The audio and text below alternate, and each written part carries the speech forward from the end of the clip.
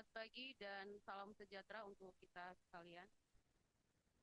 Yang terhormat Bapak Ibu narasumber dari Direktorat Kelembagaan Kemendikbudristek, yang terhormat Kepala LLDP Wilayah 16 yang diwakili oleh Bapak Darwin Barwadi, SPD MPD, yang terhormat Bapak Ibu peserta sosialisasi bantuan pemerintah untuk transformasi akreditasi pendidikan tinggi di lingkungan lembaga pelayanan pendidikan tinggi wilayah 16, serta hadirin yang kami muliakan. Acara pembukaan sosialisasi program bantuan pemerintah untuk transformasi akreditasi prodi di lingkungan LLDP wilayah 16 tahun 2023 dimulai. Diawali dengan menyanyikan lagu Indonesia Raya. Hadirin dimohon berdiri.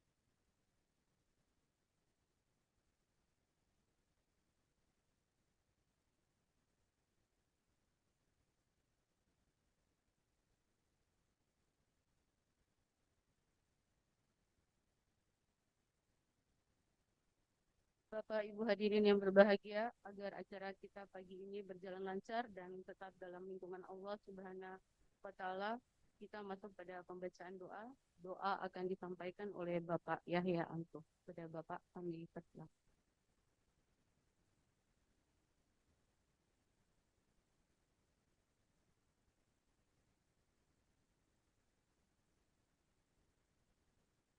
Bismillah. Assalamualaikum warahmatullahi wabarakatuh. Selamat pagi, salam sejahtera untuk kita sekalian. Shalom. Marilah sejenak kita menundukkan kepala dan hati kita untuk berdoa pada Tuhan yang Maha Esa, Allah Subhanahu wa Ta'ala. Semoga kegiatan pada pagi hari ini dimudahkan dan dilancarkan. Doa saya pimpin sesuai syariat Islam dan bagi yang non-muslim untuk dapat menyelesaikan. A'udzu billahi minasyaitonir rajim. Bismillahirrahmanirrahim. Hamdan sakirin hamdan naimin hamdan yukafi majida ya rabbana lakal hamdu syukru kama yang bagi wajhika karim ajin sultan. Allahumma salli wa sallim ala sayyidina Muhammad fil a'lin wal fil akhirin. Ya Allah, Tuhan yang Maha Esa, izinkan kami mengadakan kegiatan ini, sosialisasi kegiatan dalam akreditasi mandiri yang dilaksanakan oleh L2DP pada pagi yang cerah ini. Mudahkanlah kegiatan ini ya Allah. Semoga bermanfaat untuk kita semua yang berada di tempat ini. Ya Allah yang Tuhan Maha Esa, ampunilah dosa-dosa kami, dosa pemimpin-pemimpin kami, dosa orang-orang tua kami yang telah mendahului kami. Berikanlah keberkahan dan keselamatan bagi kami yang berada di tempat ini, keselamatan dunia dan akhirat. Rabbana jalamna anfusana wa illam taghfir lana lanakunanna minal khasirin. Rabbana atina fid dunya hasanah wa fil akhirati hasanah wa qina adzabannar. Subhana wa bihamdika wa samma rasikun wa salamun alal mursalin walhamdulillahi rabbil alamin. Assalamualaikum warahmatullahi wabarakatuh.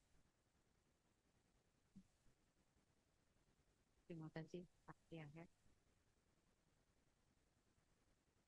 Selanjutnya, pembacaan komitmen pembangunan zona integritas wilayah bebas korupsi LLDK wilayah 16 yang akan disampaikan oleh Ibu Leliana Lahai Eskom. Kepada Ibu.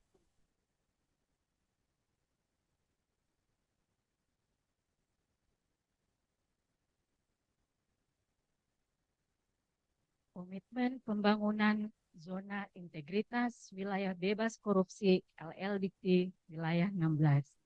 Dalam rangka menuju zona integritas wilayah bebas korupsi, pimpinan LLDK wilayah 16 beserta seluruh jajaran menyampaikan kebijakan dan komitmen sebagai berikut. 1. Tidak menerima gratifikasi dan bentuk pemberian apapun di luar ketentuan hukum yang berlaku. Pemberian yang termasuk hukum yang berlaku akan dilaporkan kepada KPK melalui aplikasi gratifikasi online goal.kpk.go.id sesuai ketentuan prosedur yang berlaku oleh tim unit pengendali gratifikasi LLDK wilayah 16. 2.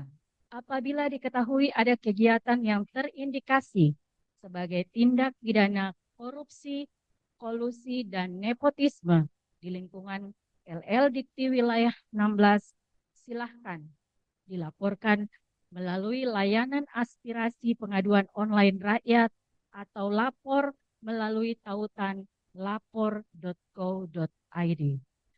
3. Apabila ada ketidakpuasan, keluhan, pengaduan, serta permintaan informasi dapat disampaikan melalui helpdesk LLDK wilayah 16 dan melalui tautan lldik16.lapor.go.id. Kami mohon seluruh pemangku kepentingan, mitra, dan peserta dapat mendukung kebijakan dan komitmen LLDK wilayah 16 dalam rangka mewujudkan zona integritas wilayah bebas korupsi di lingkungan LLDK 16. Salam cerdas, terima kasih. Terima kasih Ibu Leli.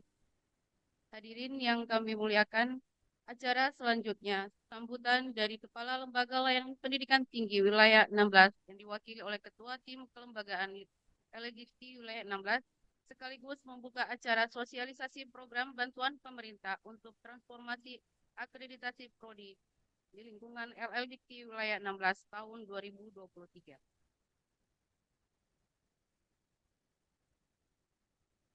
Assalamualaikum warahmatullahi wabarakatuh. Selamat pagi, salam sejahtera buat kita semua. Om Swastiastu, Namo Buddhaya, salam kebajikan.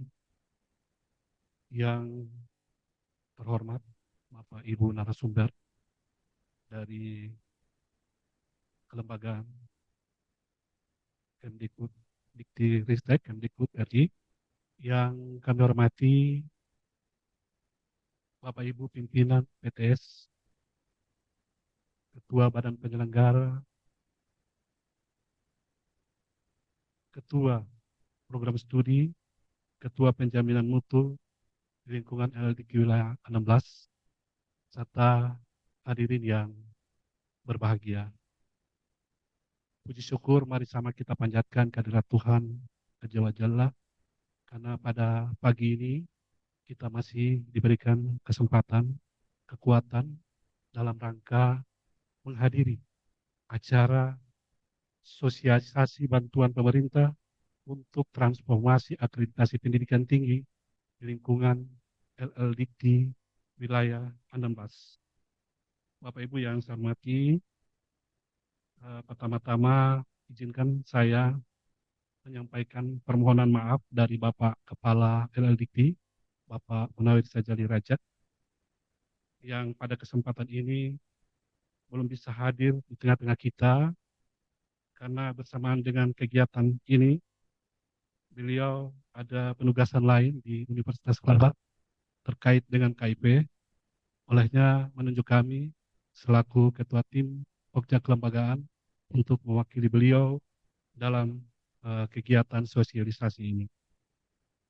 Bapak Ibu yang saya hormati, kegiatan ini adalah menindaklanjuti dari surat Direktur Kelembagaan Ditjendiktiristek Kemdikbud nomor 2008-DIT-0308-2023 tanggal 26 April 2023 perihal program bantuan pemerintah untuk transformasi akreditasi perguruan tinggi tahun 2023 khususnya di lingkungan LLDikti wilayah 16. Kegiatan ini juga sudah didahului dengan kegiatan yang dilakukan oleh kementerian pada beberapa kesempatan kemarin itu melalui Zoom, dan alhamdulillah untuk LLDikti 16 kita selenggarakan secara luring dan mengambil lokasi di BPMP Sulut ini. Bapak Ibu, perguruan tinggi memiliki tugas untuk menyelenggarakan tridharma perguruan tinggi, yaitu pendidikan, penelitian, dan pengabdian kepada masyarakat dalam rangka menghasilkan sumber daya manusia yang bermutu dan berperan aktif bagi kemajuan bangsa. Untuk melaksanakan hal tersebut, perguruan tinggi harus perlu menjalankan tata kelola yang baik. Olehnya, LLDikti perlu memfasilitasi perguruan tinggi swasta yang di bawah naungannya dalam menjalankan tata kelola perguruan tinggi yang baik dengan penyelenggaraan, diantaranya dengan penyelenggaraan workshop atau sosialisasi bantuan pemerintah untuk transformasi akreditasi pendidikan tinggi di lingkungan LLDikti wilayah 16. Kegiatan ini juga dirangkaikan dengan workshop tata kelola yang nantinya kita akan laksanakan besok dan dihadiri langsung oleh pimpinan perguruan tinggi dan badan penyelenggara sewilayah LLDikti wilayah 16. Olehnya, dua kegiatan ini merupakan rangkaian kegiatan kami LLDikti tahun 2023 dalam mengakhiri program kegiatan kami. Di samping nantinya kita akan sama-sama ketemu lagi pada rapat kerja wilayah yang insya Allah Oktober ini kita akan laksanakan di Gorontalo. Saya mengira dengan kata-kata sesingkat ini memadai sudah sambutan dalam rangka mewakili Kepala LLDikti dalam kegiatan ini. Demikian yang bisa saya sampaikan dengan mengucapkan Bismillahirrahmanirrahim. Pembukaan kegiatan sosialisasi program bantuan pemerintah untuk transformasi akreditasi perguruan tinggi pada hari ini, Kamis 21 September 2023, saya nyatakan resmi dibuka. Terima kasih. Wabillahi taufiq wal hidayah. Wassalamualaikum warahmatullahi wabarakatuh. Tertanda Kepala LLDikti wilayah 16, Munawir Sajali Rajak, SIP MA.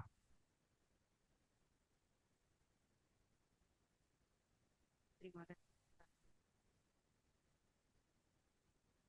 Acara terakhir penutup, Bapak Ibu hadirin yang berbahagia, marilah kita tutup acara pembukaan sosialisasi program bantuan pemerintah untuk transformasi akreditasi prodi di lingkungan LLDikti wilayah 16 tahun 2023 pada pagi ini dengan sama-sama mengucapkan hamdalah.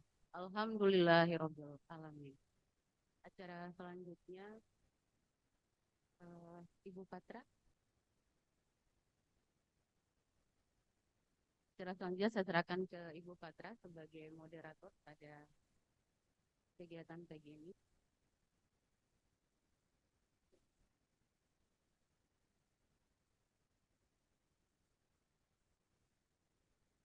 Baik, mohon izin Bapak Ibu LLDikti 16. Kita kasih aplaus dulu untuk narasumber kita. Jadi dari semua LLDikti 16 yang didatangi langsung.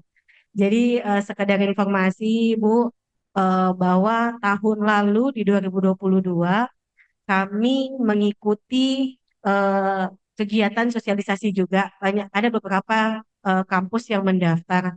Cuman kemarin itu hanya 2 yang lolos mendapatkan bantuan akreditasi program studi, yaitu ada dari Ebenezer, ada Pak Ketua yang hadir. Selamat pagi Pak Ketua, terima kasih sudah hadir. Ada juga dari Sari Putra yang kemarin sempat dapat di tahun 2022. Nah ini banyak yang sedikit protes ke kami. Kenapa kita nggak lolos ya gitu. Padahal sebenarnya ada teknis, ada dokumen yang harus dilengkapi dan kemarin juga ada beberapa yang menjadi kendala terkait dengan tidak bisanya diakses akun dari bantuan APS itu sendiri ya Bu ya.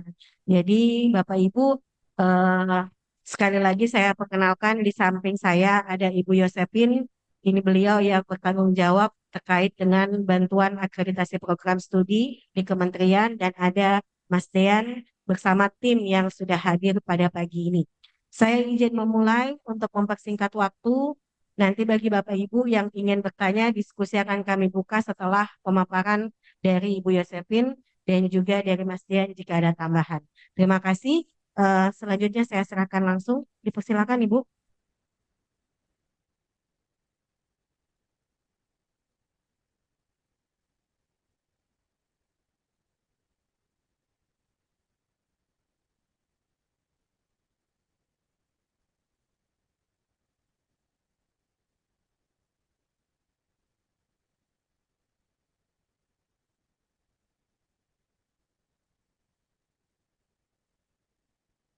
Baik, Assalamualaikum warahmatullahi wabarakatuh. Selamat pagi Bapak Ibu semuanya, Pak dari LLDT, Pak Kabak ya, beserta tim, kemudian Bapak Ibu perguruan tinggi maupun dari Badan Penyelenggara yang telah hadir. Izinkan saya menjelaskan terkait tentang program bantuan transformasi akreditasi pendidikan tinggi yang ada di Direktorat Kelembagaan. Next-nya.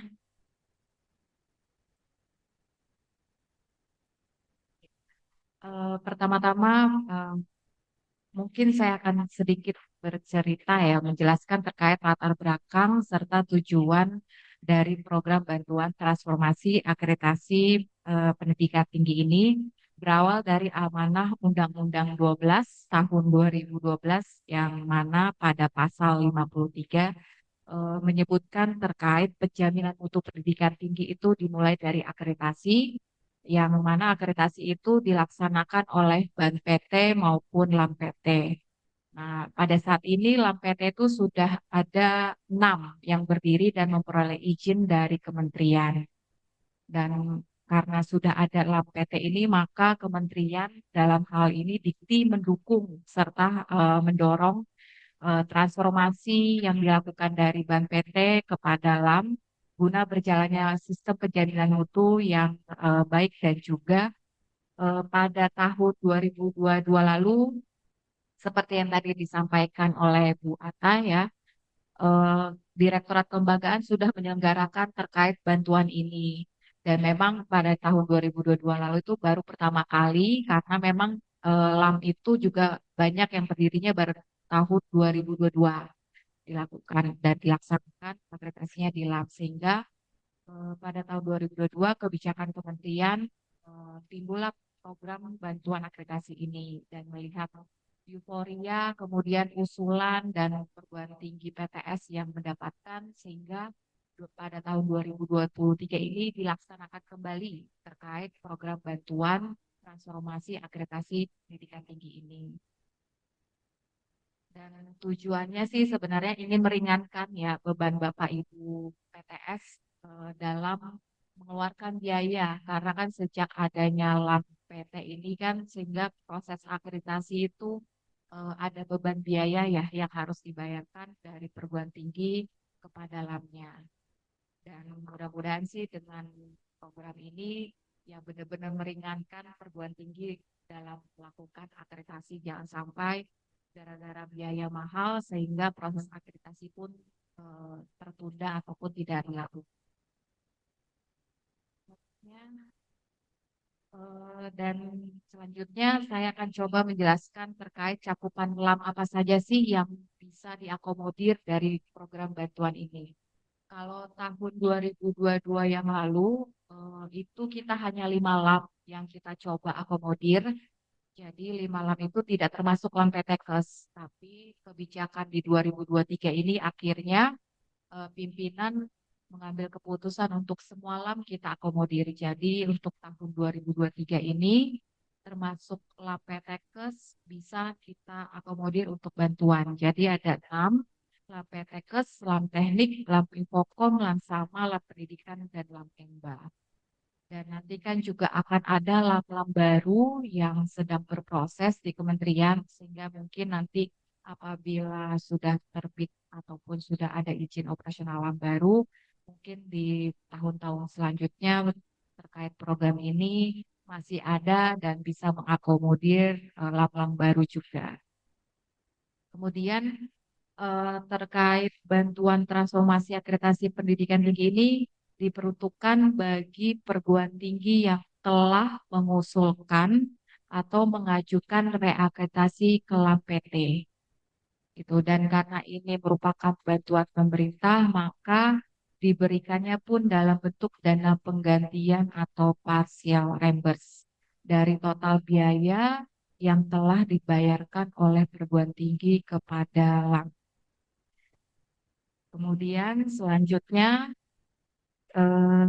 terkait kalau tadi sudah terkait cakupan dan bentuknya, sekarang saya akan coba menjelaskan terkait ke penerima bantuan serta kriterianya yang menjadi persyaratan dalam program bantuan ini. Ada 2 kategori dari terkait untuk penerimanya itu ada beberapa syarat sih terkait untuk ini. Yang pertama, program ini diperuntukkan bagi PTS akademik. Jadi seperti universitas, institut, dan juga sekolah tinggi yang berada di bawah naungan Ditjen Dikti Ristek. Jadi kalau misalkan ada yang tidak di bawah naungan Ditjen Dikti Ristek itu belum bisa kita akomodir. Seperti perguruan tinggi vokasi, kemudian ataupun perguruan tinggi lainnya yang ada di bawah naungan kementerian lain itu belum menjadi cakupan untuk program ini. Kemudian yang kedua, program studi yang menjadi ranah terkait bantuan ini adalah program studi umum yang menjadi kewenangan Ditjen Dikti Ristek. Kalau misalkan kayak seperti prodi atau program studi keagamaan itu belum bisa karena kan kewenangannya berbeda. Jadi prodi yang bisa kita ampu adalah hanya prodi yang di bawah Ditjen Dikti Ristek. Kemudian yang ketiga terkait penerima bantuan ini masih sama ya Bapak Ibu seperti tahun sebelumnya yaitu jenjang program studi sarjana.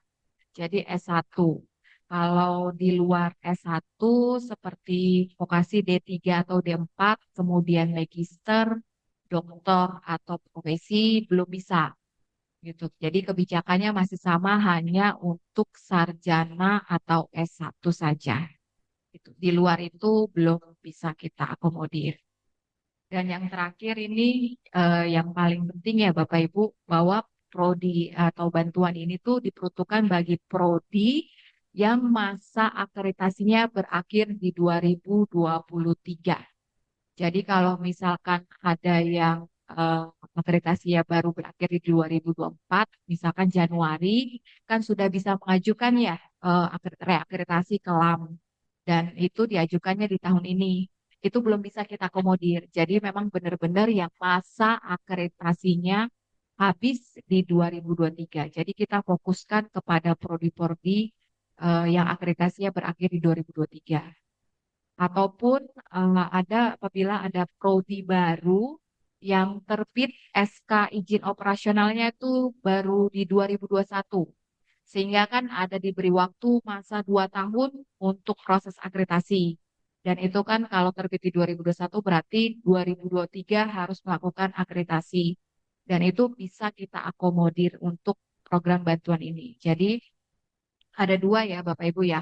Yang masa berakhirnya di 2023 dan juga yang SK izin prodi barunya terbit di 2021.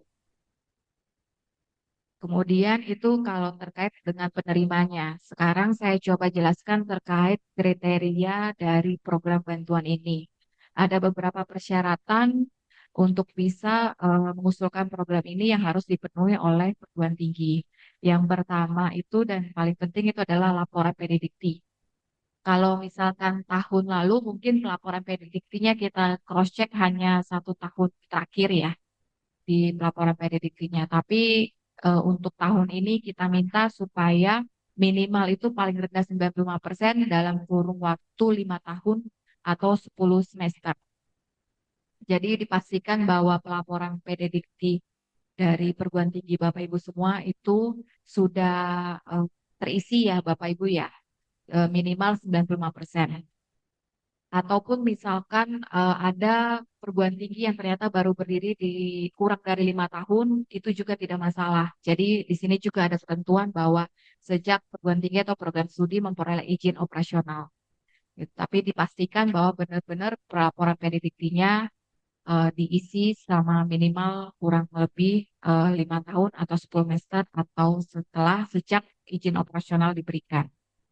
Kemudian yang kedua dan ketiga ini terkait akreditasi prodinya sendiri dan juga akreditasi perguruan tingginya. Kalau menyangkut akreditasi prodinya itu paling tinggi adalah baik sekali atau B yang bisa diampu untuk program bantuan ini. Jadi kalau misalnya akreditasinya C atau baik itu juga bisa. Tapi kalau prodinya tidak terakreditasi atau belum terakreditasi itu tidak bisa. Karena kan memang akreditasi itu wajib ya Bapak Ibu ya. Kalau untuk prodi ya. Jadi dipastikan prodinya itu sudah terakreditasi. C itu minimal C boleh dan masih bisa kita akomodir. Tapi kalau prodinya unggul itu tidak bisa. Dan akreditasi pro ini kita lihatnya dari akreditasi yang masa berakhirnya 2023 ya Bapak Ibu.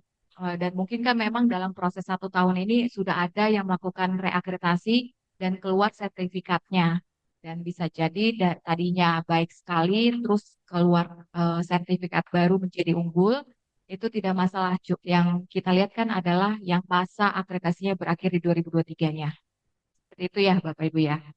Kemudian terkait akreditasi perguruan tingginya, di sini juga paling tinggi adalah baik sekali atau B. Kalau tadi akreditasi prodi itu wajib terakreditasi, kalau perguruan tinggi karena tidak ada ketentuan, jadi kalau perguruan tingginya belum terakreditasi, masih bisa dan diperbolehkan untuk bantuan ini. Kemudian yang berikutnya terkait yang 5 ke 6 ini sih saling berhubungan ya Bapak Ibu. Jadi kan kalau di seluruh program bantuan yang ada di khususnya di kelembagaan pasti akan di warning terkait yang nomor 5 dan 6 ini, yaitu perguruan tinggi Bapak Ibu tidak sedang dalam masalah atau dikenakan sanksi ataupun sedang berkonflik gitu. Jadi dipastikan ya Bapak Ibu, karena kan nanti juga ada BIMTEK itu ya tata kelola ya. Nah, dipastikan bahwa perguruan tingginya Bapak Ibu maupun badan penyelenggaranya tidak sedang bermasalah ya atau sanksi administrasi karena itu sudah pasti tidak akan kita berikan ataupun diizinkan untuk mengikuti program bantuan apapun yang ada di kelembagaan.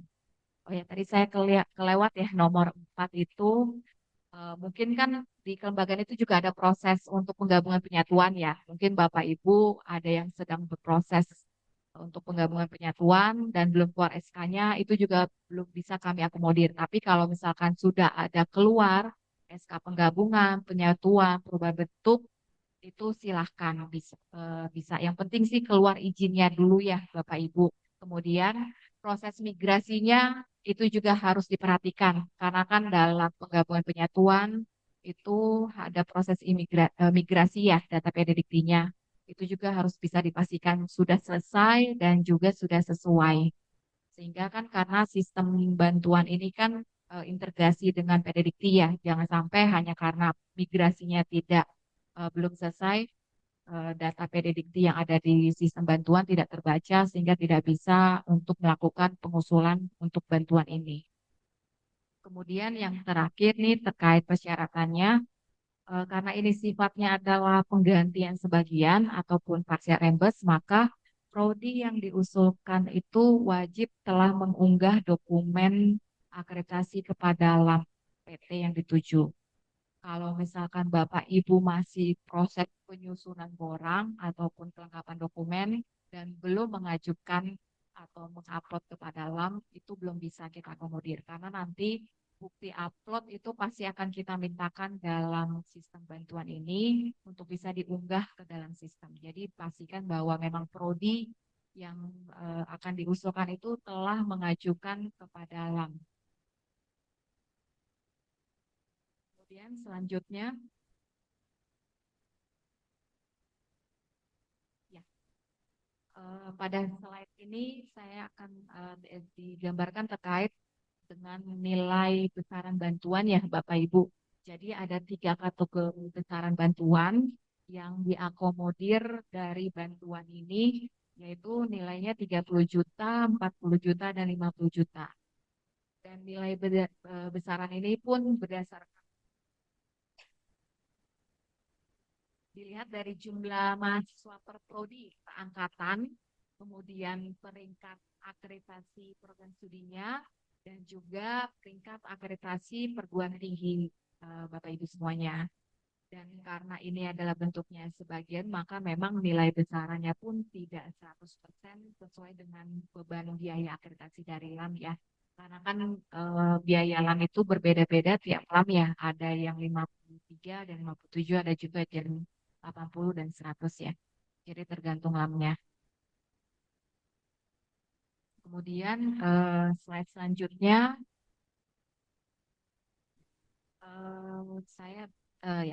slide selanjutnya ini berkaitan tentang tata kelola program bantuan pemerintah untuk transformasi pendidikan tinggi, yang mana dirancang ataupun dilaksanakan secara tertib administrasi dan juga sesuai dengan aturan program pemerintah pada umumnya dan juga keuangan yang berlaku, dengan memperhatikan kesiapan prodi yang akan mengajukan reakreditasi pada LAM-LAM yang ada.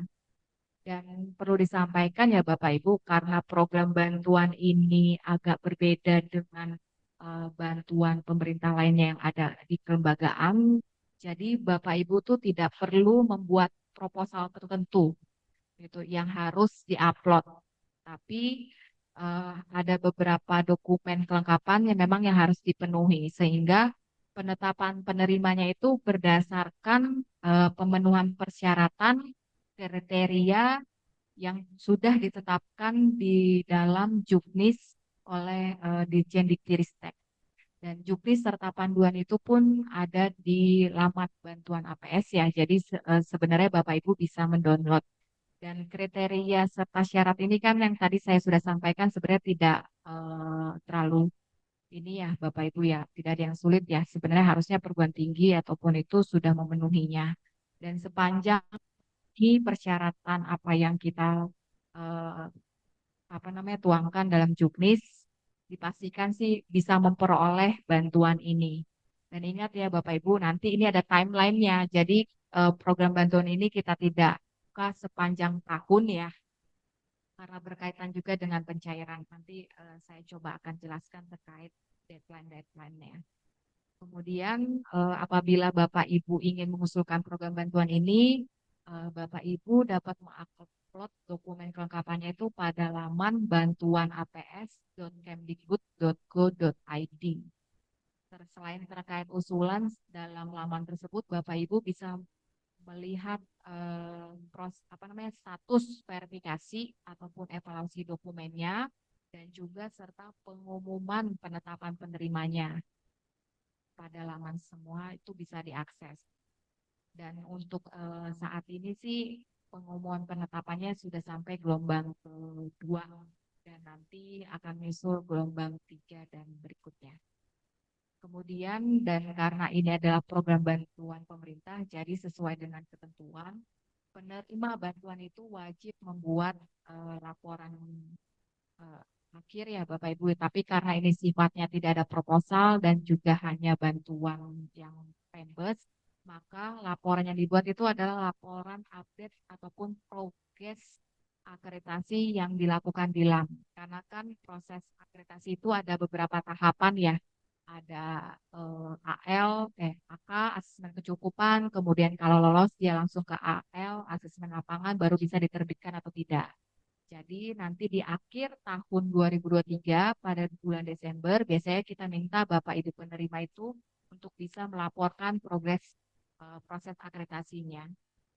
Dan itu wajib ya Bapak Ibu karena nanti sebagai bahan kami juga dalam melakukan pemeriksaan oleh BPK maupun Itjen. Kemudian slide selanjutnya.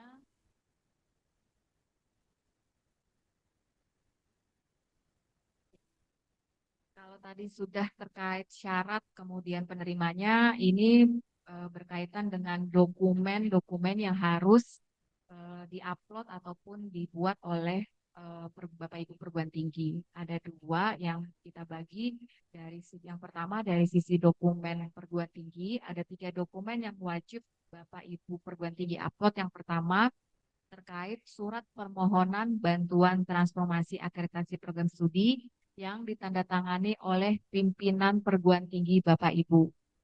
Kemudian yang kedua, surat pernyataan bermate, yang mana surat pernyataan bermate ini memuat terkait pernyataan bahwa perguruan tinggi Bapak Ibu tidak sedang dalam konflik ataupun tidak sedang dikenakan sanksi dan juga tidak sedang proses perubahan bentuk penggabungan dan lain sebagainya.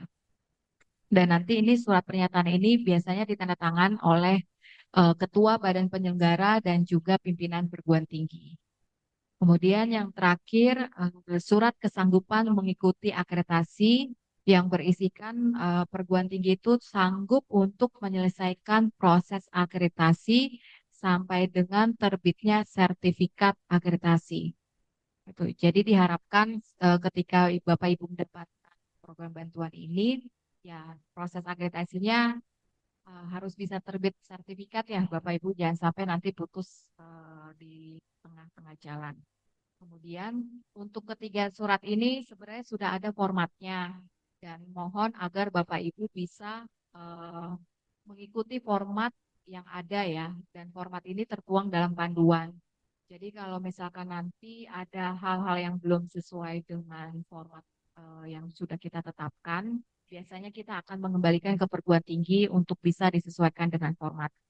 Simpel kok Bapak Ibu, formatnya enggak terlalu ribet, jadi seharusnya sih tidak ada masalah ya terkait untuk surat-surat tersebut. Kalau itu tadi 3 surat yang harus dipenuhi oleh perguruan tinggi, kemudian dari sisi dokumen yang ada untuk prodi yang harus dibuat ataupun dipenuhi oleh program studi.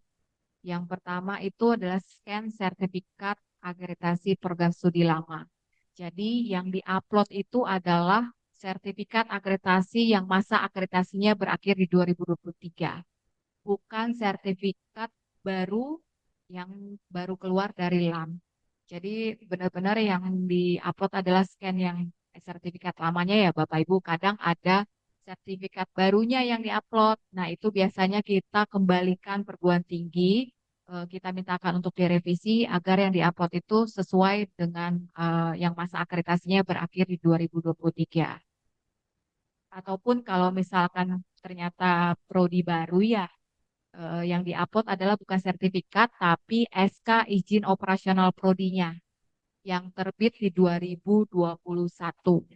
Jadi kan memang kalau prodi baru itu kan akreditasinya minimum ya, dan biasanya itu include dalam SK izin prodinya.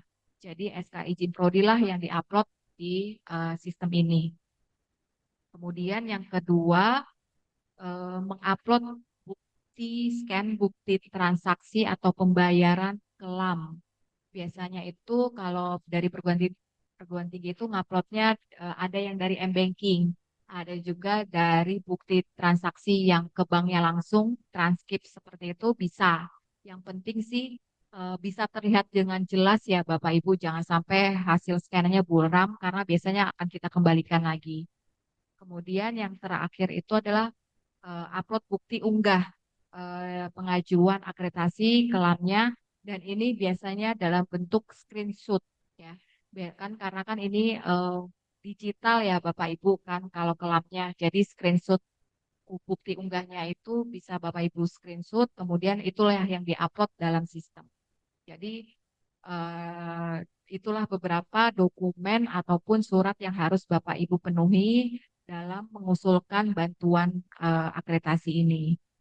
Dan sepanjang itu terpenuhi dan sesuai dengan ketentuan, eh, dipastikan sih program studinya memperoleh bantuan ini. Jadi mohon, karena ini tidak ada yang sulit ya Bapak Ibu, seharusnya sih bisa ya mengupload ataupun memenuhi persyaratan dokumen yang tadi sudah saya sampaikan.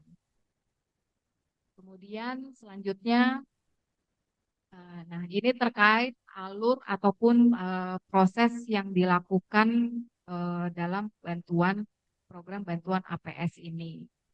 Yang pertama memang dipastikan Bapak Ibu mengusulkan akun task force untuk bisa memperoleh ataupun ya memperoleh username password dari bantuan APS ini. Dan apabila Bapak Ibu perguruan tinggi sudah mempunyai akun task force, tidak perlu melakukan ataupun mengusulkan kembali akunnya. Jadi bisa memakai akun yang lama, sehingga tahapan pertama-tama ini terkait usulan akun task force itu tidak perlu dilakukan. Dan kemudian ketika Bapak Ibu mengusulkan akun task force, kita dari Direktorat Kelembagaan akan memverifikasi usulan akun tersebut. Apabila diterima, nanti akan masuk ke email Bapak Ibu. Jadi bisa di cross check. Tapi untuk usulan akun task force ini ada form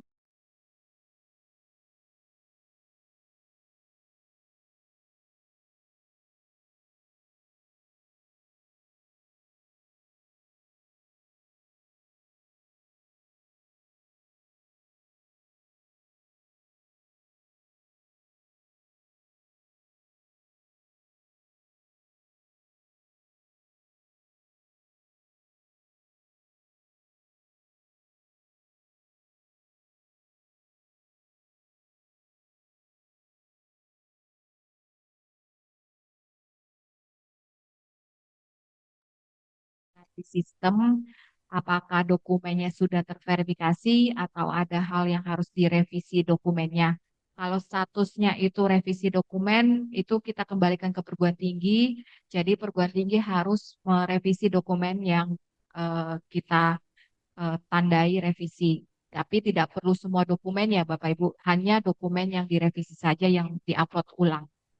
Kemudian setelah dilakukan verifikasi, apabila misalkan perguruan tinggi ataupun prodinya dinyatakan terverifikasi, biasanya kita langsung eh, menetapkan penerima. Cuman kan tidak satu-satu ya Bapak Ibu. Jadi ada beberapa gelombang yang nanti akan kita tetapkan sebagai penerima, dan penetapan ini ditetapkan oleh Gen.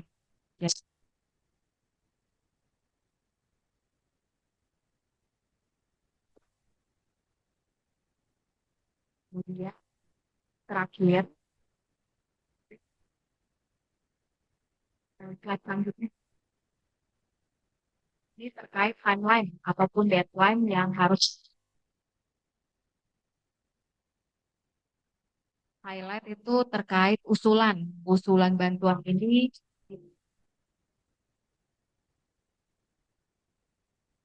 Jadi bagi Bapak Ibu mungkin yang belum mengusulkan, silahkan masih bisa kita tunggu sampai akhir September. Kemudian kita juga akan melakukan proses verifikasi sampai dengan akhir Oktober 2023. Jadi nanti penetapannya ada yang di bulan September, ada juga nanti yang mungkin di bulan Oktober setelah Bapak Ibu semua mengusulkan pada akhir di September 2023. Dan tadi juga sudah saya sampaikan bahwa nanti penetapannya ini ada beberapa gelombang dan saat ini akan memasuki gelombang ketiga. Jadi nanti mungkin akan ada beberapa lagi tambahannya. Mungkin seperti itu ya Bapak Ibu yang bisa saya jelaskan secara terinci terkait program bantuan ini. Mudah-mudahan Bapak Ibu perguruan tinggi sudah bisa memahami dan mengetahui apa saja kriteria maupun syarat yang harus dipenuhi terkait usulan bantuan ini. Dan kami tunggu usulan dari Bapak Ibu karena kuota untuk bantuan ini masih banyak. Jadi masih bisa kita akomodir dan kita buka selebar-lebarnya. Demikian, kurang lebihnya mohon maaf. Assalamualaikum warahmatullahi wabarakatuh.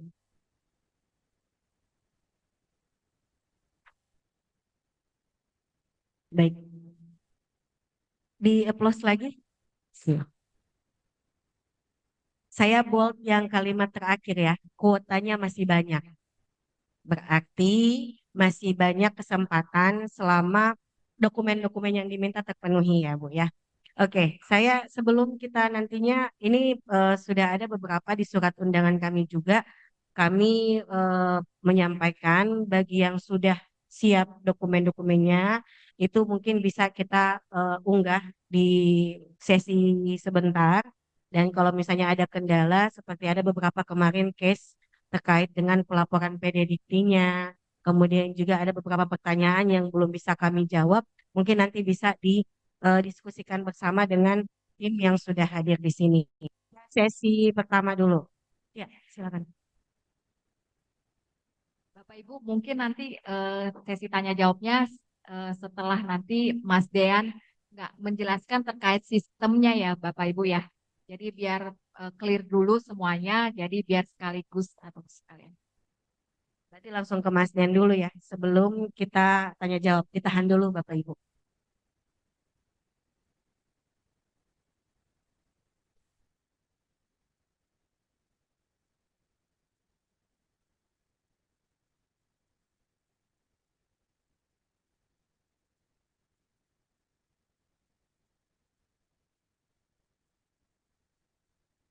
Bagi Bapak Ibu yang bawa laptop dan dokumen-dokumen, mohon diperhatikan terkait dengan eh, penyampaian dari Mas Dean supaya bisa sekalian kita selesaikan di sini. Oke, baik.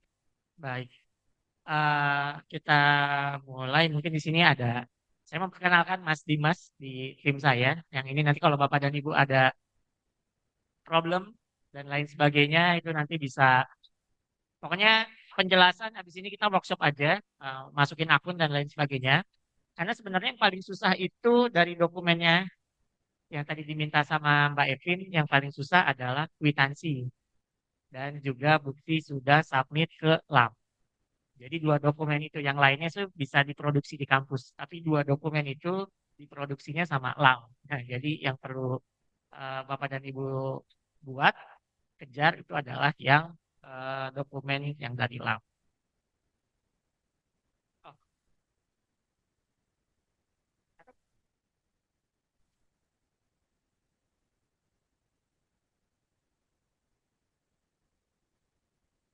iya, Bapak dan Ibu, jadi semua format dokumen itu ada di bantuan aps.kemdikbud.go.id. Jadi mungkin Bapak dan Ibu bisa buka sambil nunggu tayangannya. Sebelumnya saya mau nanya ke Bapak dan Ibu, apakah Bapak dan Ibu pegang user untuk akun PDDT-nya? Nah, kalau udah pegang itu yang pertama, jadi Bapak dan Ibu melakukan pendaftaran task force itu menggunakan akun PDDT. Nah, jadi karena kami sudah nggak minta Bapak dan Ibu buat apa namanya mengajukan username password untuk PDDT karena by default seluruh PT di Indonesia itu pasti punya, tinggal dicari aja di kampus. Nah, kadang-kadang di kampus itu pengelola PDDT-nya itu beda. Antara teman-teman yang pegang akreditasi, teman-teman yang pegang akademik, atau yang megang kemahasiswaan itu bisa beda-beda. Next. Jadi aktor yang terlibat ini ya Bapak dan Ibu. Nomor satu, sebenarnya username dan passwordnya itu bisa Bapak dan Ibu pinjam. Karena hanya untuk satu kali pakai aja. Nah, kemudian task force.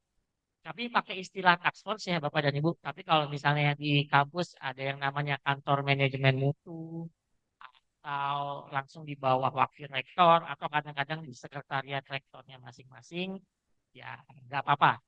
Jadi dalam artian di sini task force itu adalah unit yang ditugaskan oleh PT untuk mengelola proses akreditasi. Akunnya itu nanti cuma satu, jadi setiap prodi itu dikoordinir oleh task force.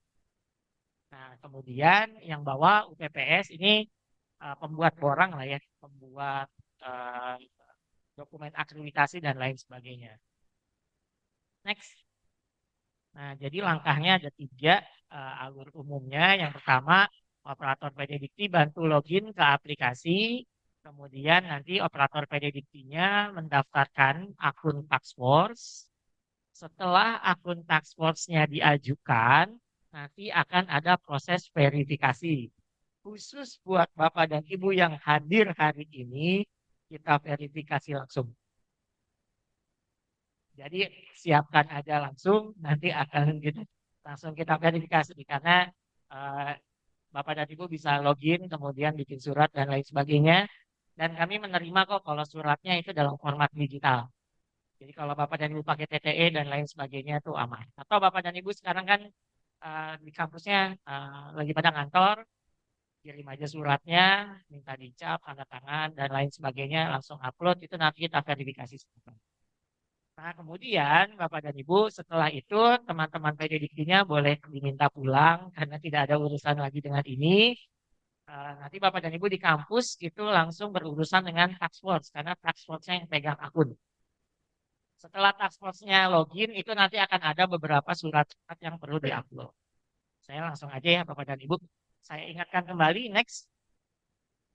Ini aplikasinya di bantuan aps.kemdikbud.go.id. Panduannya ada di situ, format dokumennya ada di dalam panduan.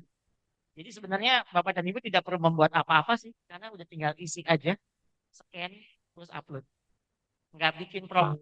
Satu kali lagi, Bapak dan Ibu nggak perlu bikin form.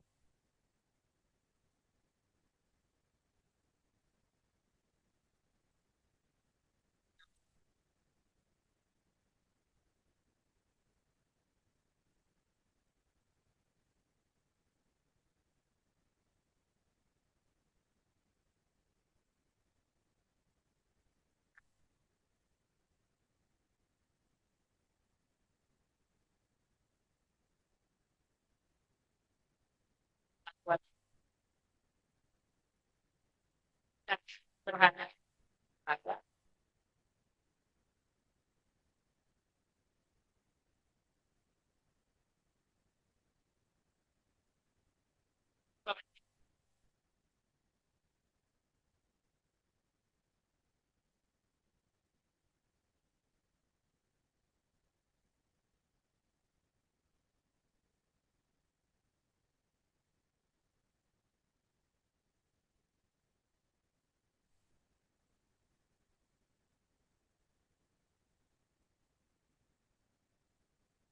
Itu nggak panjang.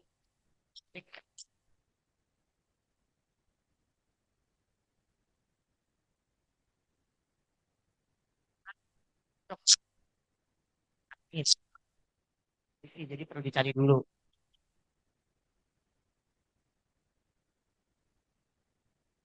Itu yang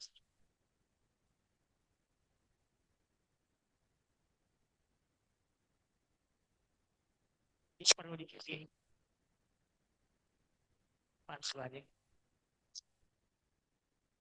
Nanti akan kelihatan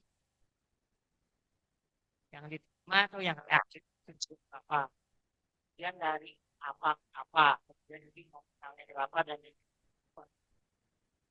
jadi nominalnya itu apa jadi bagian, tapi sebagiannya juga lumayan.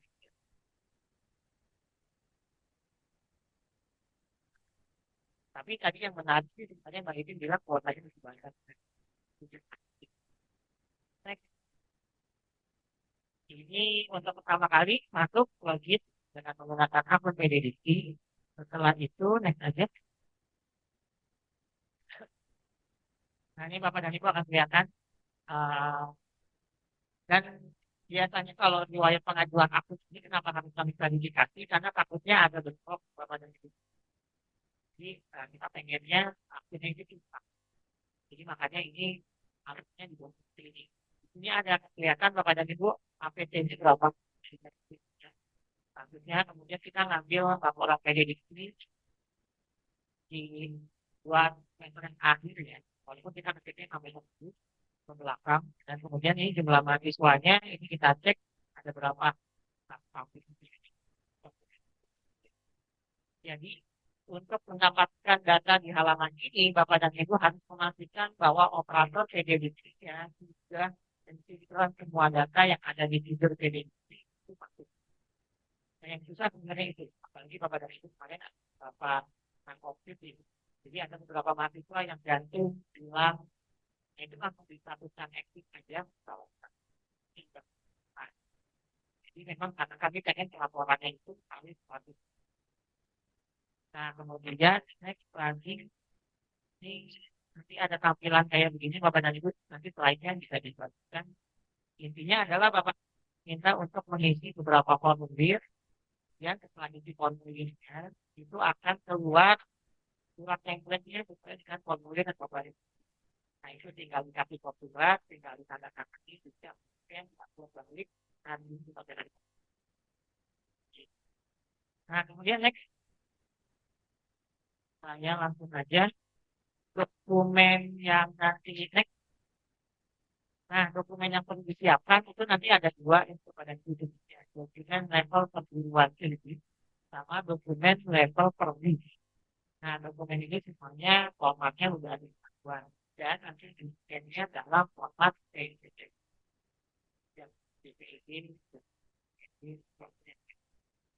Next, kita coba lihat satu-satu. Jadi untuk dokumen di level perguruan tinggi, kebetulan saya pakai Universitas Muhammadiyah Tasik. Dokumennya itu adalah surat permohonan bantuan dari pimpinan perguruan tinggi di Tasik. Jadi apa namanya seperti prodi-prodi yang mau dibuka. Nah, kemudian ada surat pernyataan bermanfaat. Kemudian ada surat keterangan mengikuti akreditasi. Jadi Bapak dan Ibu yang bawah itu adalah bukti komitmen Bapak dan Ibu ngajuin dan berkomitmen sanggup untuk melakukan akreditasi tahun ini. Jadi emang dananya itu untuk di tahun ini ya Bapak dan Ibu tidak bisa mobil. Apakah tahun depan akan ada lagi? Nah itu belakangan Bapak dan Ibu diskusikan sebenarnya fokusnya di tahun. Kan biasanya ada pertanyaan gitu loh, tahun depan ada lagi nggak? Saya jawab aja. Jadi maksimalkan dulu di tahun ini. Jadi yang akreditasinya habis di 2023 dan Bapak dan Ibu sudah submit. Nah, bagi Bapak dan Ibu yang sudah submit di tahun 2023 ini itu chance-nya besar sekali karena tinggal melengkapi administrasi yang ada di kampus doang. Karena kwitansinya pasti nggak ada, bukti submitnya udah ada. Wow. Dia lanjut untuk ini level perguruan yang tinggi ya Bapak dan Ibu. Tapi di situ kelihatan ada dua tab yang Bapak dan Ibu 2023 sama 2022. Jadi sebenarnya program ini udah 2 tahun berjalan. Tapi ini sampai sekarang. Nah kalau yang tahun depan di mana? Tapi tahun ini berlanjut. Jadi ada. Next, untuk di level prodi, Bapak dan Ibu akan diminta pertama kali untuk memilih prodi apa yang akan diajukan untuk mendapatkan bantuan. Nah, prodi ini kami ambil dari PDB. Jadi Bapak dan Ibu ada program studi dan kemudian nanti ditambah Bapak dan Ibu akreditasinya ini mau kemana. Jadi jangan sampai salah pilih ya. Karena ini variasinya banyak Bapak dan Ibu. Kalau ini pakai ke mana itu nanti mau dipilih masing-masing. Kalau misalnya di sini saya pakai contoh kalau yang apa namanya teknik ya teknik mesin ini masuknya ke ruang teknik. Nah kemudian nanti setelah diklik itu akan muncul next. Ini nanti akan muncul data-data riwayat akreditasi kita ngambilnya dari teknik. Riwayat akreditasi itu akan over di situ dan ada 3 surat Yang ini merah-merah artinya belum, apa namanya, belum dihapus. Di situ ada sertifikat akreditasi program studi berlaku.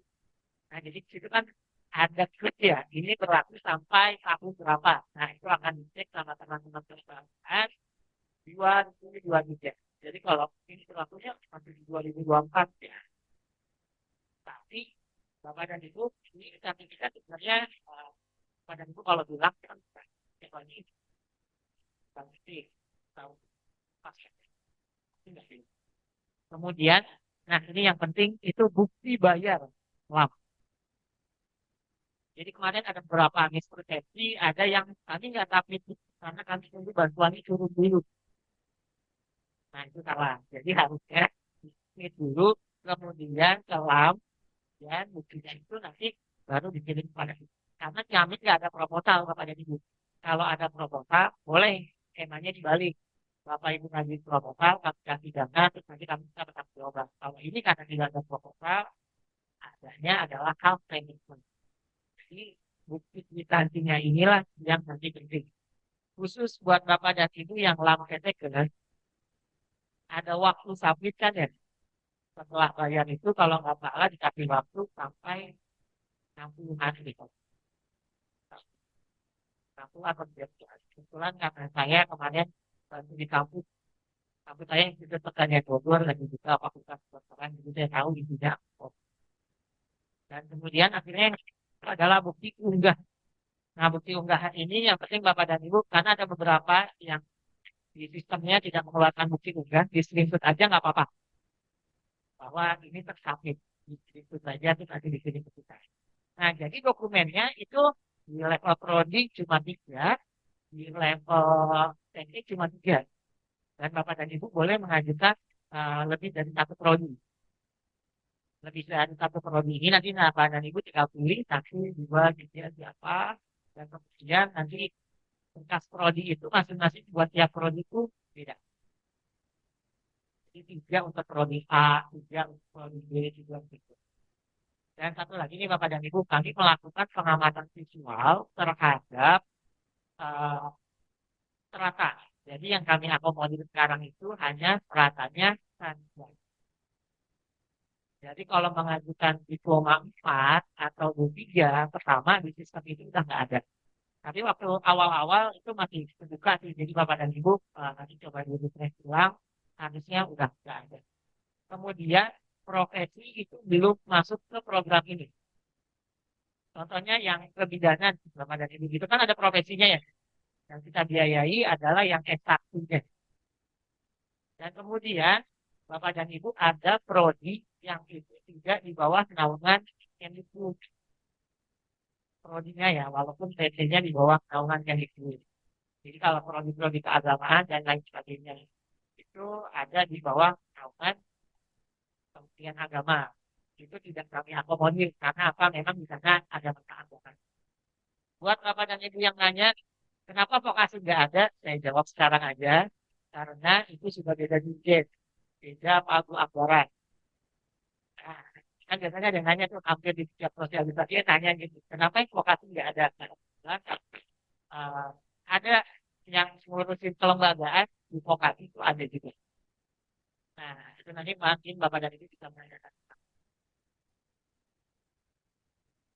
Nah, kemudian nanti Bapak dan Ibu, next, ini tinggal di drag and drop saja, formatnya PDF maksimum 10 MB untuk setiap dokumennya. Jika kita coba sih, 10 MB itu cukup terbaca Bapak dan Ibu. Di kompres, waktu diapa-apain, keluar dari sketch itu. Nah, kita masuk ke 17, slide terakhir. Ini rangkuman langkahnya Bapak dan Ibu. Nah, ini mungkin bisa difoto, dikirimkan ke para pimpinan dan PT yang tidak kehalangan hadir. Jadi intinya adalah tuntutan 2, kemudian koordinasi dulu sama teman-teman PDDI untuk memastikan semuanya 100 pelaporan PDDI-nya. Jadi pelaporan PDDI 100% itu adalah bukan Bapak dan Ibu melaporkan semuanya aktif. Tapi Bapak dan Ibu melaporkan seluruh kondisi mahasiswa yang terdaftar di PT Bapak dan Ibu. Semuanya sudah terlaporkan. Apakah dia cuti, apakah dia mengumpulkan diri, apakah dia aktif. Yang penting dilaporin. Jangan sampai menggantung. Nah, kebetulan sekarang Bapak dan Ibu harus melaporkan itu secara berkala agar nanti bisa diterbitkan penomoran ijazah nasionalnya kan. Jadi memang ini salah satu pekerjaan yang harus difokuskan. Kalau bisa operatornya dikasih kopi, makanan tambahan ya tetap sehat dan waras gitu ya. Itu ya Bapak dan Ibu Inspektur mungkin ada yang tadi saya sampaikan curhatan para operator ini. Karena data PDDP ini kadang-kadang emang tidak ada pemantauan secara khusus Bapak dan Ibu untuk progresnya. Tapi seluruh, saya bisa memastikan bahwa seluruh juga dari kementerian datanya itu mengacu ke situ. Bapak dan Ibu mau ngomong bantuan, subsidi, bantuan kuota kemarin, datanya ngambil dari sini. Nah, karena kami ngambilnya dari data PDDP, kami mohon maaf dari sekarang. Bagi Bapak dan Ibu yang masih berproses migrasi sama gabung, ya, atau merger, atau upsize, begini kalau di sektor kesempatan itu dari STIG dan sebagainya. Yang lagi proses itu, mohon maaf, belum bisa kami akomodir. Ya, karena nunggu migrasinya dari dulu. Tapi ya kita sama-sama berdoa di 2024 mudah-mudahan program ini masih ada Bapak dan Ibu. Karena transisi atas Permendikbud nomor 53 yang kemarin dikeluarkan sama Mas Menteri bahwa akreditasi itu cuma ada dua, terakreditasi sama tidak terakreditasi itu akan dilaksanakan dengan masa transisi 2 tahun. Jadi selama 2 tahun ini kita masih menggunakan sistem yang lama. Jadi mohon maaf Bapak dan Ibu dilihat akreditasi proyek apabila jatuh di bulan tahun 2023-2024 masih pakai ini. Nanti proses gimana untuk yang selanjutnya yaitu nanti kita tunggu mungkin baru akan terjadi tapi di 2024 kali. Dan kemudian Bapak dan Ibu enaknya adalah Permendikbud itu bilang Bapak dan Ibu tidak perlu melakukan pembayaran lagi itu status tidak terakreditasi sama sekali. Tapi kalau mau naik statusnya jadi full, nah, biayanya ditanggung. Tapi kalau untuk terakreditasi dan tidak terakreditasi itu ditanggung langsung. Makanya bantuan ini tapi umurnya nggak sampai ke 2025 lah itu nggak sampai. Kecuali ada kecuali ada kebijakan khusus tadi di 2024. Jadi kebetulan ini adalah tafsir kami waktu diskusi melihat di Permendikbud itu kayaknya di 2025 nggak ada lagi deh karena sudah ditanggung sama negara. Jadi duitnya itu akan dibagikan ke Bapak dan Ibu tapi langsung ditanggungkan ke Bapak. Jadi sebenarnya duitnya tetap ada, cuma mekanisme. Nah, kemudian Bapak dan Ibu bikin surat permohonan akun, kemudian lakukan pendaftaran akun dengan mengajukan permohonan akun dengan akun PDDP. Yang ini menunggu proses verifikasi akun nanti bisa WA aja ke kami termasuk. Atau hari ini akan tidak coba bantu. Kemudian login ke sistem, mulai melengkapi persyaratan dokumen. Kebetulan saya punya best practice Bapak dan Ibu. Satu, kalau mau ikut bantuan ini, Bapak dan Ibu perlu membuat tim khusus ini. Jadi jangan dibiarkan prodinya itu nggak dibikin, tapi memang harus diakomodir. Kedua, aneka format kelas itu enaknya dibikin di level kita. Jadi di kantor rektorat lah itu membuat suratnya semua. Prodi itu udah kita pakai. Dan kemudian satu lagi, adakan saat dengan teman-teman PDDP atau operator PDDP untuk memperhatikan keadaan data Bapak dan Ibu prodi. Karena kadang-kadang kami nggak dapat. Nah, jadi itu yang perlu ditambah. Ya, cemilan dan lain sebagainya itu tambahan berikutnya. Jadi untuk operator. Tapi nggak ada program bantuan cemilan asistensi. Oke, mungkin itu saja Bapak dan Ibu. Assalamualaikum warahmatullahi wabarakatuh. Selamat. Kita kasih applause dulu. Baik. Jadi di bawah tadi harus ada insentif tersendiri ya untuk tim task force-nya ya. Dan memang Bapak Ibu untuk tahun kemarin itu kita hanya yang masuk itu hanya dari EBEN sama dari Universitas Sariputra. Itu dua-duanya masuk di Lamemba. Dan untuk tahun ini memang kita ketambahan di Lampetekes. Jadi tadi yang saya tangkap juga, saya garis bawahi juga dari penyampaiannya Ibu Yosefin bahwa yang pertama, walaupun sudah keluar akreditasinya, tapi ketika akreditasinya itu berlaku sampai dengan tahun 2023 itu bisa. Artinya biasanya pengurusan akreditasi ini kan 6 bulan atau 1 tahun sebelumnya. Nah biasanya ada yang sudah asesmen lapangan di 2022, tapi sebenarnya akreditasinya habisnya tahun ini. Nah itu bisa. Sebaliknya, ketika misalnya asesmen tahun ini, tapi akreditasinya nanti selesai di 2024, itu belum bisa mengikuti program ini. Seperti itu ya Bu ya. Jadi perlu diperhatikan, tahun lalu sudah asesmen, sudah keluar akreditasi, tapi selama akreditasinya nanti habis di tahun ini, itu bisa gitu. Jadi kemarin ada beberapa juga Bu yang sudah proses penggabungan dan sudah selesai migrasinya, ada Universitas Abdul Aziz Lamajido, itu mereka masih melakukan akreditasi menggunakan sekolah yang lama, sekolah tinggi ilmu ekonomi. Tapi prosesnya sudah selesai ya, sudah selesai, migrasinya juga sudah selesai, akreditasinya sudah keluar, dan mereka ingin ikut di tahun ini dan sekiranya mungkin bisa nanti dokumen-dokumennya bisa terpenuhi. Saya rasa seperti itu yang dibuat tadi ya oleh Ibu Yosefin dan juga oleh Mas Dehan tadi bahwa sebenarnya ini gampang. Ini bukanlah salah satu bantuan yang seperti sistem mungkin APPPTS ya, penggabungan. Iya, yang harus melakukan proposal terlebih dahulu. Iya, dan akhirnya laporannya juga lumayan ribet gitu ya. Tapi ini sebenarnya karena dia sistem penggantian atau reimburse, makanya itu kita tinggal mengajukan dokumen-dokumen yang diminta, nantinya itu akan diganti dengan catatan digantinya sebagian. Tapi tadi kalau dilihat jadi sebenarnya Bu, kondisi PTS kami itu di wilayah 16, program studinya itu dari 3 wilayah ini hanya ada satu yang unggul. Itu ada di Kelabat dengan prodi manajemen. Nah, sisanya masih B atau C.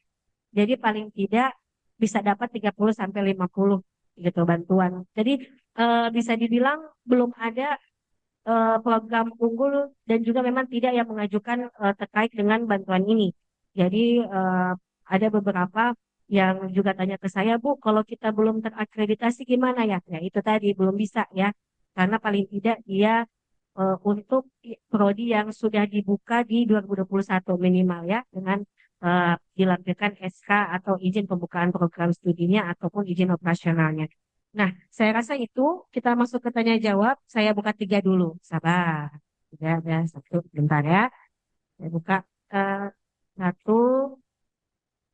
Panitia minta tolong mic ada? Oke. Mungkin silakan. Oh ya, silakan. Boleh, Pak Salin dulu deh. Silakan. Jauh-jauh dari Kotamu Bagus. Silakan, Pak. Langsung ke pertanyaannya, Pak ya. Baik, terima kasih. Assalamualaikum warahmatullahi wabarakatuh. Selamat pagi. Pertanyaan kami, Bu, kami sudah reakreditasi tahun 2022 Desember, tapi transisi ke Lamemba. Kami sudah membayar semua persyaratan, dan kebetulan ada surat yang bersamaan dengan Ketua EBEN, kami mengajukan untuk bantuan tentang program yang apa ini dengan Bapak sampaikan tadi. Setelah kami menunggu, saya malah telepon Ibu yang di depan ini, di LDK. Ibu Arta, sorry Ibu Arta. Masalah yang kami jumpai di situ, kekurangan data, kenapa tidak ada feedback? Maksudnya kalau kurang, sampaikan. Kalau tidak juga, apa kendala kami? Ebenezer juga prodi akuntansi dan manajemen. Kami juga sama, Pak. Terkait itu, kami tidak menuntut lebih. Apakah masih ada peluang? Karena kami masa menunggu juga. Kalau manajemen alhamdulillah sudah keluar sertifikatnya, hasilnya, tinggal akuntansi yang belum. Nah, terkait Lamemba ini luar biasa, Pak.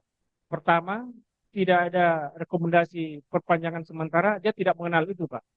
Bayangkan, ini kita sudah sampaikan di Zoom lewat dari pemateri itu. Ini kami anggap Lamemba ini Tuhannya perguruan tinggi. Tidak mau mengeluarkan rekomendasi, Pak. Itu masalah kami. Baru kami mendekati penerimaan KIP kuliah. Tidak bisa mengunjungi prodi kami yang hasilnya sampai sekarang, proses hasilnya juga 2 bulan baru bisa ada. Kami konfirmasi ke Lamemba langsung, makanya mekanisme Lamemba, Lampetekes, sudah betul Mas Menteri bilang, kalau boleh 2 tahun ke depan tidak ada lagi yang Lamemba atau Lampetekes ini.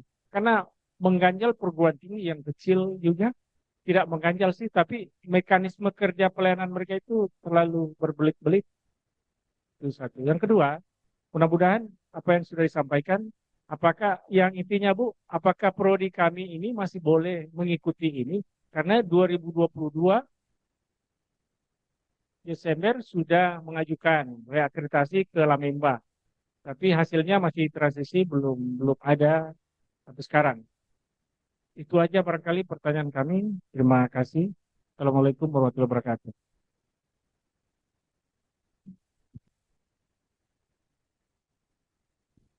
Baik, makasih Pak Saldin. Saya Fatra Pak, salam kenal ya. Jadi eh, ini juga beberapa keluhan terkait dengan belum terjalin dengan baik komunikasi antara perguruan tinggi dengan LAM gitu. Dan sebenarnya nanti mungkin akan lebih jelas disampaikan jawabannya terkait dengan prosedur bantuan tadi yang disampaikan oleh Pak Saldin. Saya mungkin lanjut ke penanya kedua, ya silakan Pak, Bapak dulu ya. Saya buka 3 dulu ya. Nanti setelah itu kita buka lagi sesi kedua. Bismillahirrahmanirrahim. Assalamualaikum warahmatullahi wabarakatuh. Selamat pagi, selamat datang kita sekalian. Perkenalkan, saya Ayub dari Universitas Gorontalo, Bu Patra, Bu Sepin, dan Pak Pemateri dan tim. Kami menggarisbawahi terkait dengan kuota yang masih sangat banyak. Dari kriteria yang disampaikan itu ada satu yang menjadi pertanyaan kami adalah bahwa tadi disampaikan bahwa program ini untuk program studi yang masa akreditasinya berakhir tahun 2023. Jadi boleh yang sudah divisitasi tahun 2022, tapi berakhirnya 2023. Nah, untuk kami di program studi manajemen itu kita berakhirnya 2022 Juni. Kemudian Anda dapat karena masuk transisi periode kedua. Kalau tadi Pak yang dari Kota Bagus sampaikan tidak dapat perpanjangan, kami dapat perpanjangan 3 bulan. Kemudian telah mengusulkan akreditasi dan alhamdulillah sudah divisitasi dan keluar hasilnya itu bulan Maret. Kita alhamdulillah dapat baik sekali. Jadi ini kebalikan. Kalau tadi berakhirnya 2023 tapi divisitasi 2022, kita berakhirnya 2022 tapi divisitasi 2023. Keluar akreditasinya baik sekali. Nah, kalau kriteria lain itu semuanya terpenuhi. Itu yang menjadi pertanyaan kami. Apakah kami bisa mengikuti? Karena kalau disampaikan yang berakhir pada tahun 2023. Sementara kami sudah selesai di 2022. Hanya memang dapat transisi 3 bulan dan mengusulkan, kemudian visitasi keluar hasilnya di bulan Maret. Terima kasih. Assalamualaikum warahmatullahi wabarakatuh. Baik, terima kasih. Satu lagi, Bapak, yang Bapak pink. Silakan, yang pakai baju pink. Nanti sebentar jadi mohon izin Bapak Ibu, sesi pertama dijawab dulu, kita izin coffee break setelah itu, baru kita lanjut sesi kedua ya, biar makin banyak yang nanya. Gitu. Dikumpul-kumpul dulu Pak pertanyaannya. Silakan. Ya, Bismillahirrahmanirrahim. Assalamualaikum warahmatullahi wabarakatuh. Yang kami hormati pemateri pada pagi hari ini, tentunya sangat pembawaan ini segar untuk kami yang berjuang untuk nilai akreditasi yang begitu tinggi khususnya dalam PTKS. Yang kami hormati juga Ibu Fatra. Perkenalkan, saya Adnan dari Universitas Bina Mandiri Gorontalo. Salam sehat dari Gorontalo, Bapak Ibu. Pertanyaannya saya yang pertama adalah, eh, kami kemarin di tahun 2023 menyelenggarakan reakreditasi untuk LAM PTKes. Itu udah keluar, alhamdulillah nilai prestasinya naik dari baik menjadi baik sekali. Akan tetapi untuk sertifikat akreditasi yang kami miliki khususnya untuk yang berlaku di tahun 2003 itu adalah masa sekolah tinggi. Dan kami di tahun 2019 itu sudah sudah berubah menjadi universitas gitu. Apakah bisa dilakukan menggunakan dokumen akreditasi, dokumen sertifikat yang status sekolah tinggi?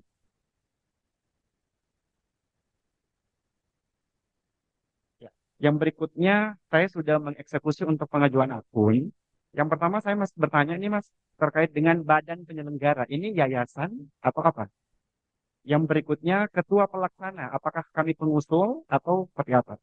Yang berikutnya, di tahun 2023, Universitas Bina Mandiri Gorontalo berhasil membuka 10 program studi. Yang menjadi pertanyaannya saya, apakah akreditasi minimal? Karena di aturannya setelah beroperasi 2 tahun, maka program studi baru itu wajib melakukan reakreditasi. Apakah bisa menggunakan SK untuk SK akreditasi minimal itu untuk pengajuan bantuan akreditasi ini atau seperti apa? Terima kasih. Assalamualaikum warahmatullahi wabarakatuh. Terima kasih. Banyak ya. Oke, baik. Mungkin langsung saja, Bu. Silakan Ibu Evin sama Mas Dian nanti bisa menjelaskan.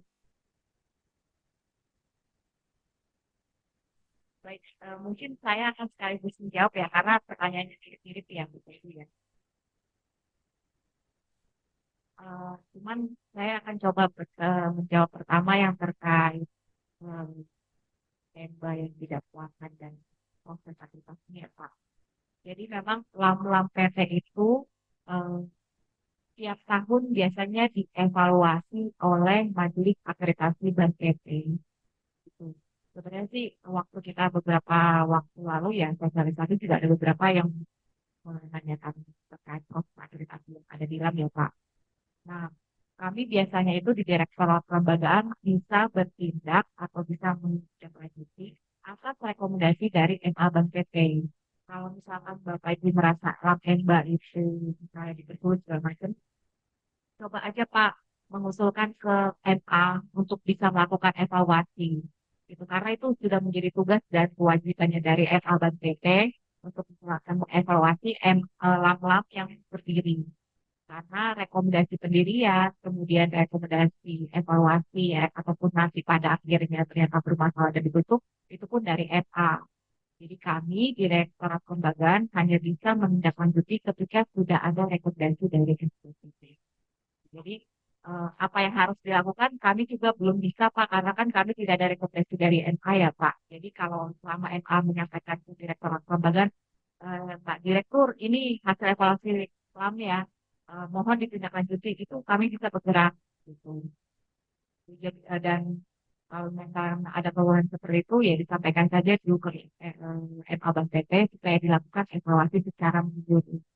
Karena kan dengan berdirinya LAM ini bukan berarti dia tidak bisa ditutup atau bagaimana ya Pak ya, walaupun memang izinnya dari menteri. Kalau menyalahi atau tidak sesuai dengan ketentuan tertentu yang pasti akan ada resiko-resiko. Mungkin seperti itu ya Pak. Kemudian terkait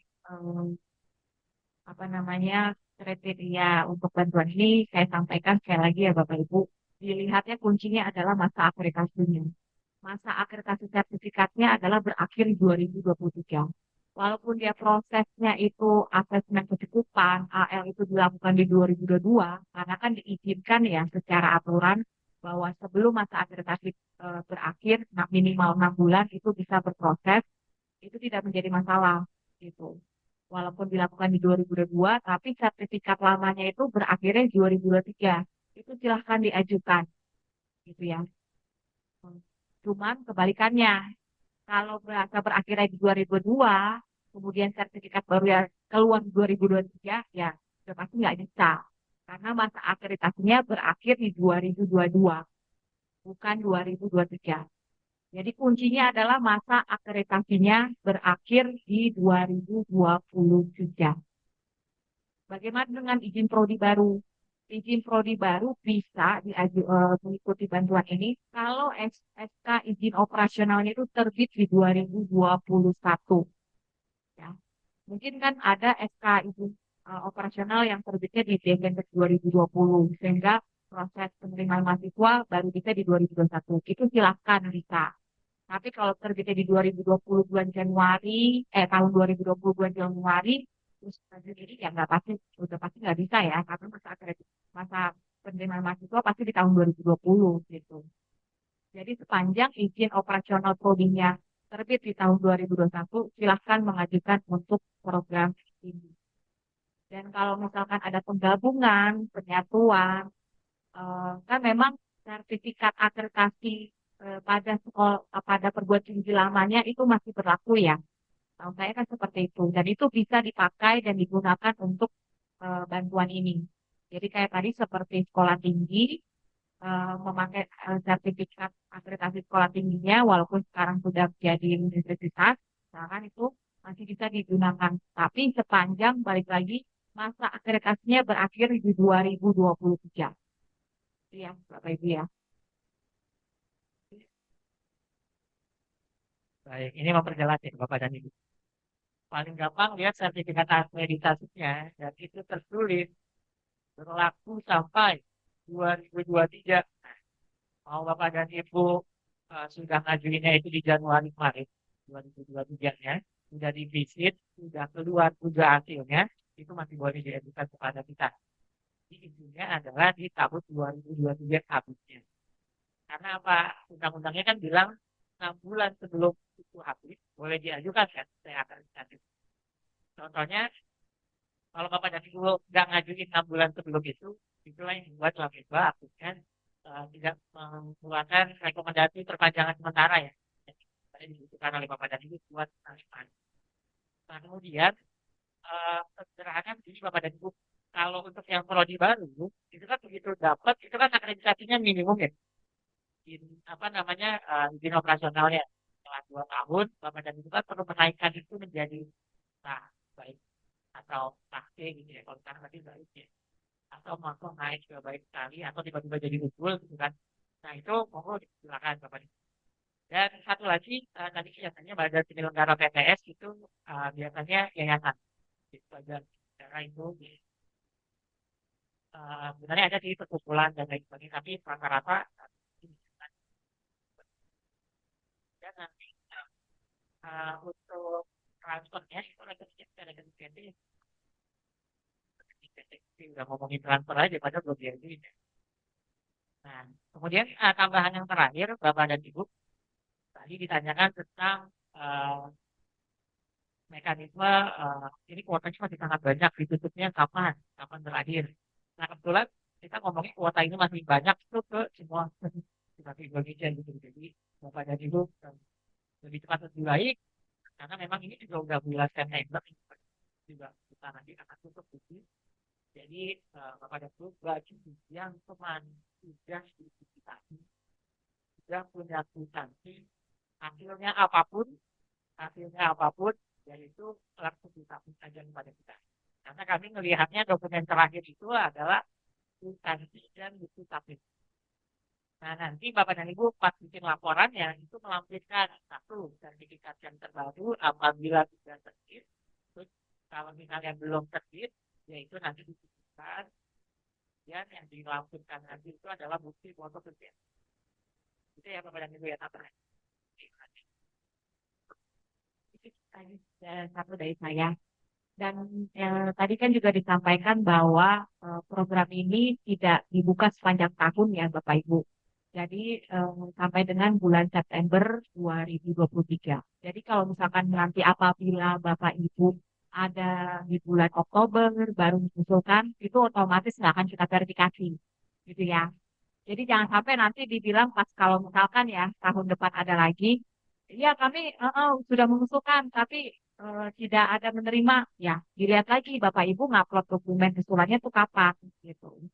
Dan tahun depan itu program ini masih ada apa enggak itu tergantung Bapak Ibu. Kalau misalkan ternyata program ini minatnya sedikit, otomatis nggak akan ada gitu. Jadi kami berharap ya mumpung disediakan dana dari pemerintah untuk program bantuan akreditasi ini. Jadi silahkan dimanfaatkan dan digunakan dengan baik-baik.